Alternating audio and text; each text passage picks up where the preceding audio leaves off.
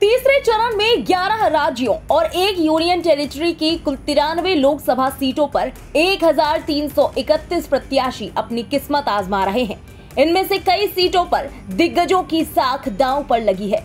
इस चरण में 10 केंद्रीय मंत्रियों की प्रतिष्ठा दांव पर लगी है, तो वहीं 4 पूर्व मुख्यमंत्रियों की भी अग्नि परीक्षा है।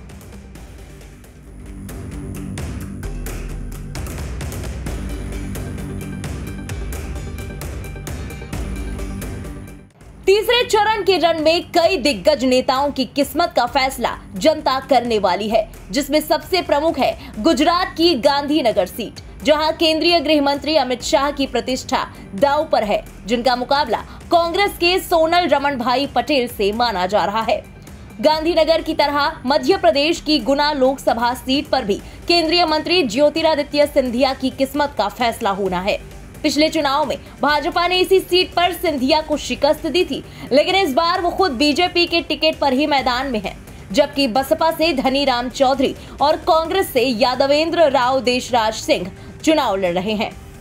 उधर महाराष्ट्र की रत्नागिरी सिंधुदुर्ग सीट पर भाजपा प्रत्याशी एवं केंद्रीय मंत्री नारायण राणे का मुकाबला शिवसेना उद्धव बाला साहब ठाकरे गुट के प्रत्याशी विनायक राउत से है, तो यूपी की आगरा सीट पर केंद्रीय मंत्री एसपी सिंह बघेल की प्रतिष्ठा दांव पर लगी है। बघेल के खिलाफ बसपा ने पूजा अमरोही, तो विपक्षी गठबंधन की तरफ से सपा ने सुरेश चंद्र को खड़ा किया है।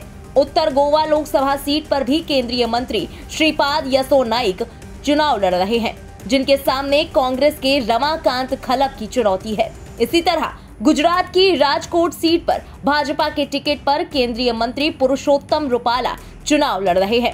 उनके खिलाफ कांग्रेस ने धानानी परेश और बसपा ने चमन भाई नागजी भाई सवसानी को खड़ा किया है।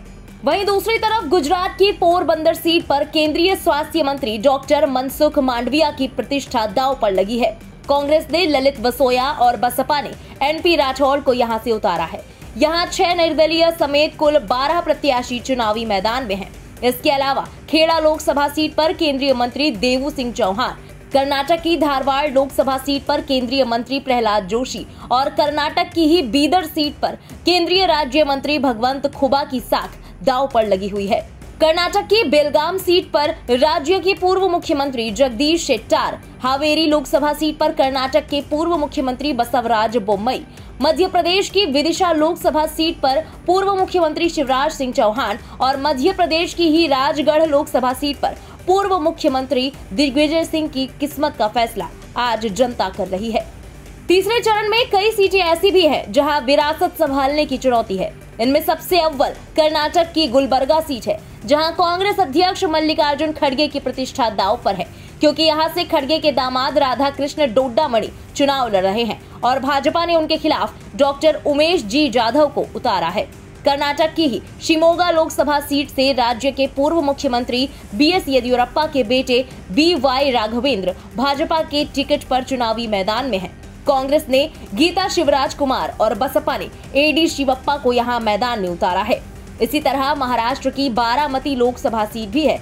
यहां नेशनलिस्ट कांग्रेस पार्टी से अजित पवार की पत्नी सुनेत्रा पवार मैदान में, तो वहीं उनकी ननद और शरद पवार की बेटी सुप्रिया सुले नेशनलिस्ट कांग्रेस पार्टी शरद चंद्र पवार की टिकट पर चुनौती दे रही हैं। वहीं उत्तर प्रदेश की मैनपुरी लोकसभा सीट दिवंगत नेता मुलायम सिंह यादव की कर्मभूमि रही है।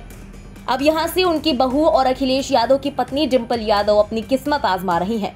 भाजपा ने उनके खिलाफ जयवीर सिंह को उतारा है।